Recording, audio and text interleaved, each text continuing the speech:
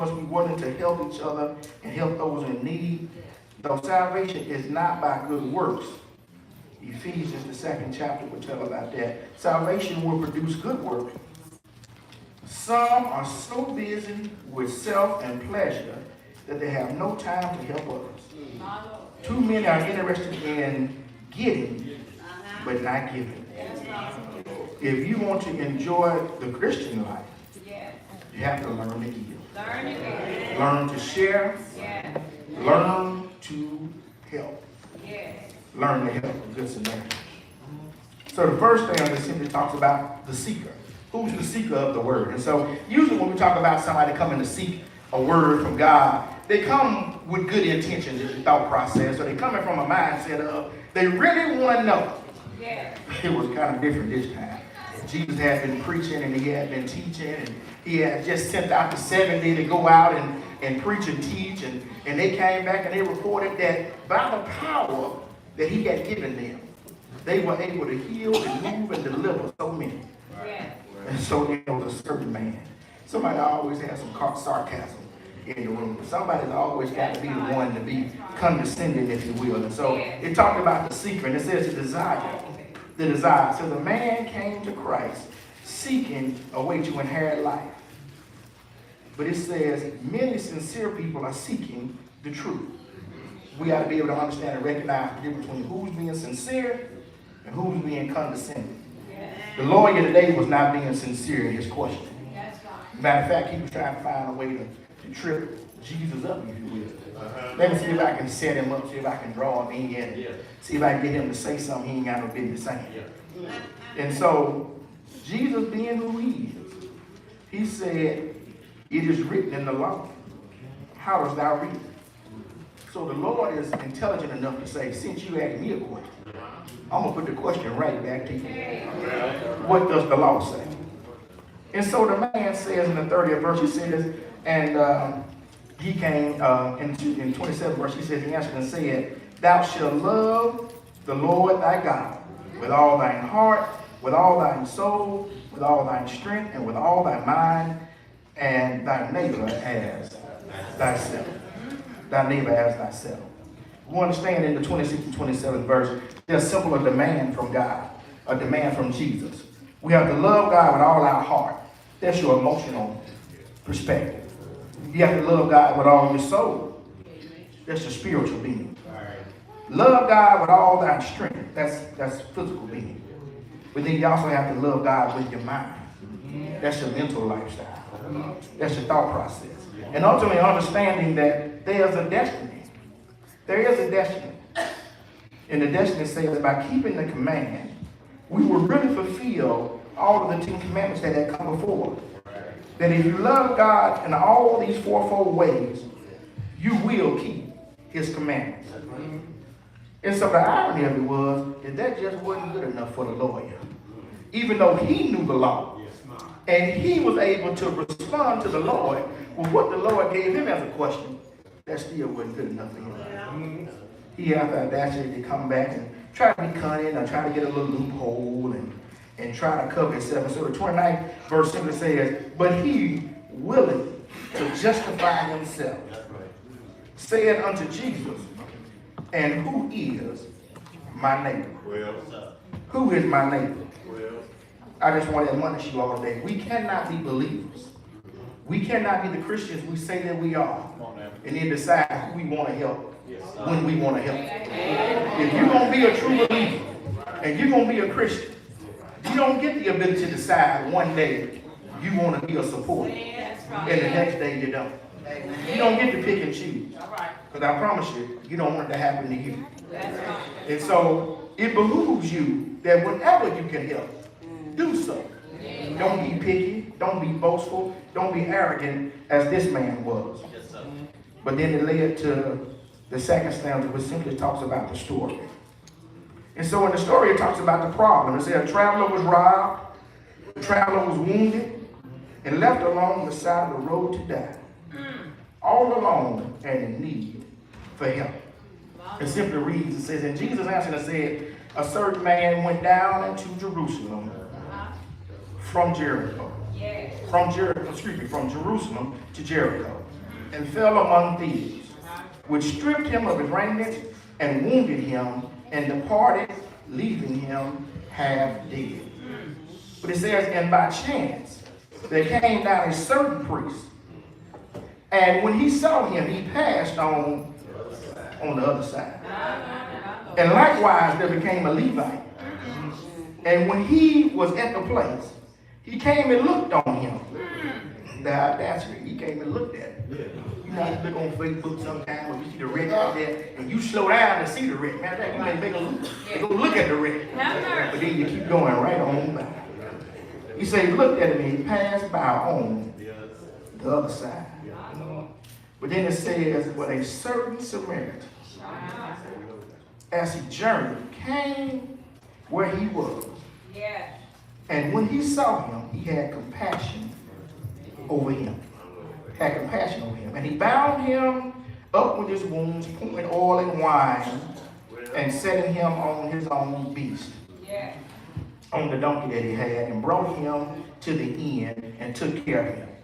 And in the morrow, when he had departed, he took out 2 pieces of silver, and gave it to the host, and said to him, take care of him, and so whatsoever thou spendest more, when I come again, I will repay thee. I will repay thee. In the second stanza, it simply talks about yet again the problem. The traveler was robbed, he was wounded, and he was left all alone to die on the side of the road. How many times have we seen situations where we've seen people go through trial and tribulation, and then we have the audacity to leave them all by themselves? But then it talked about the people. It said, notice the people that came back. The Jewish priests, who represented the religious world, offered absolutely no help. Passed down on the other side. A Levite, he represented the church world, but he also passed by without help. Those who know God will get involved and help those who are in need, or they ought to. So you got to consider, did the Levite really know God? But the third one says a Samaritan, a representation of the Christian world. Though the Samaritan and the Jews were enemies, this Samaritan helped the Jew in need. He had pity on him and gave divine love, practical love, kind love, unselfish love. Divine love, he had compassion on him. Practical love, he bound up his wounds. Kind love, he took care of him in the inn and gave him shelter. Unselfish love, he paid for his care. He paid for his care. We're going to stop just a few seconds and talk about these people. Sometimes we can be the Jewish person. We can be the one who represents the religious world. And we so heavily minded that we end up not doing any earthly good. We ain't helping nobody, including ourselves. We have to be careful not to fall into the trap of being like the Jewish priest. But then there was a Levite that represented the church world. And so the church sometimes good at coming in and checking on them. They'll stop by the house every now and then. They'll stop by the house, they're called, but they really don't offer any significant support. You thankful for the visit. You thankful for checking in, but you really didn't help me where I needed support. They literally left the man there for dead. Now there are stories that say that, he was there for dead, and so they were afraid that maybe it was a trap for them. And so they didn't want to get robbed. And so they allowed the fear of their mind to stop them from doing the good thing that they know that they should have done. How many times in life do we allow the fear of the world, the fear that the devil has instilled to stop us from doing what we know is the right thing to do, to help our brother and sister who may be in need? And sometimes your brother and sister ain't so far away. They're right next to you. We have to be mindful. But then they talked about a Samaritan. The book says a good Samaritan. It was an oxymoron because they considered no Samaritan a good person. But then today they call him the good Samaritan. The Samaritan comes up and is of the Christian world and sees the person in need. Didn't concern themselves with their own thought process whether I may be in danger. Didn't concern themselves with the selfishness of I'm going to have to spend my money. Didn't concern themselves with the idea of, hey, I'm going to have to use my oil and my wine. They saw somebody in need and said, whatever I got, I'm going to help you with it. They didn't concern themselves saying, I got to hold on to this little piece for myself. Because I might mess around and get robbed. And then who's going to take care of me? The Samaritan didn't involve that in their mindset. They didn't take that as their thought process. The Samaritan literally did all they could to help them from a genuinely divine place of love. It's just a simple act. The application is who is my neighbor? The wounded one. The whole world is wounded. Let us help them all. Let us help them all. Everybody in this world needs support. Everybody in this world needs help. Don't fall into the trap of thinking that because you think somebody doing fine, that they don't need some kind of support. It said up here at the top, it says, love God with all thine heart. Somebody needs some emotional support. Before love them with all your soul. Somebody needs some spiritual support. It says sometimes people need physical support. But then you also have to love with your mindset. We have to make sure that we're doing all we can to be positive and strong for others, even when we're weak. Be a support to somebody else. But for just a quick second, I want to think about the idea of the person who was actually hurt. Let's think about the Jewish person that was laying there on the ground. Take on the mindset of you were walking down the road traveling, trying to get where you were going. Somebody come up and rob you, beat you up, take your clothes, and you thinking everything I had is gone. I'm too hurt to get up. I'm too broken mentally. I'm too broken physically. My feelings hurt. And I'm not asking, where is the Lord? Why did the Lord let this happen to me? Sometimes it can happen with a death in your life. Sometimes it can happen with a simple car wreck. Sometimes it can be a physical injury in your life. Sometimes it can be a job. It can be a lot of dynamics. But we'll have the mindset of where we're emotionally hurt, we're spiritually broken, we're physically broken down, and then our mental state is gone.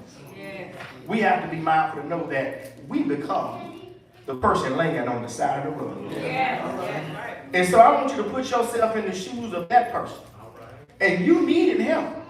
And you keep seeing people walk by. And boy, don't it crush your soul when you saw the Jewish person come by. You say, you know, that's somebody that's of my kinship. I know they're going to look out for me. That's somebody I know who's going to take care of me. And they just keep walking right on by. You say, man, I can't believe Kim folk left me hanging like that. You just looked the other way and you keep on going. God, it's me. Look out for me.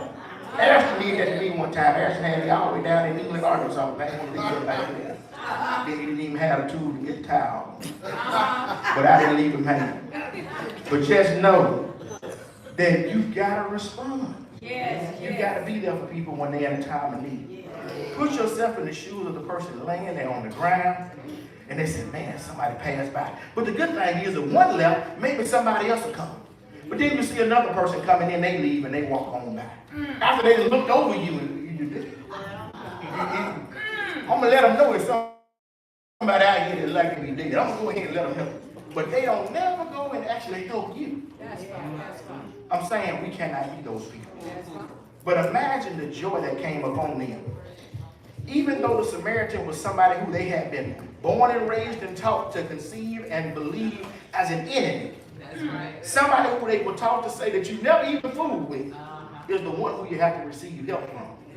I just want to remind you today, you never know where your help will come from. You never know who the Lord going to send in your life. Be careful about who you talk about. Be careful about who you mistreat. Be careful about how you hold. That may be the very person the Lord said take care of you. I'm letting you know that we've all been on the ground sometimes. We've all been down and out. And just know that when you are, if you did good about people when you were up, you know somebody will do good about you when you get down. Just be careful about how you treat people. It's because that Jesus' words go on to do like no other. It talks about not just talking about love, but actually showing love. He talked about being someone who's not just supposed to be a Christian, but is actually living a Christian life. Sees a brother or sister in need and is willing to help. Sees a brother and sister who have and supply.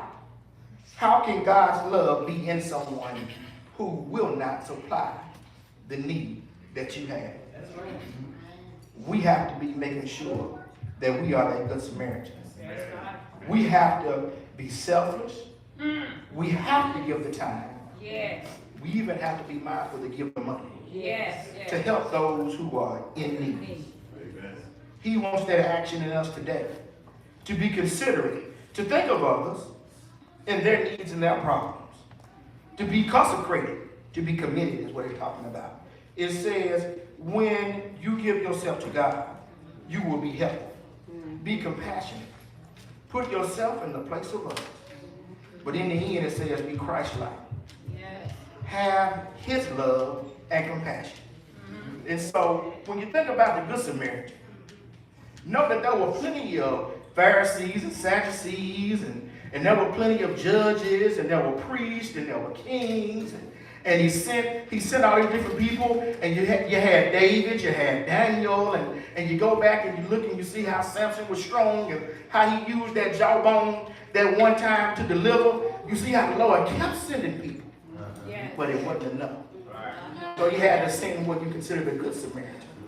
He had to send Jesus Christ himself to save the sin of the world.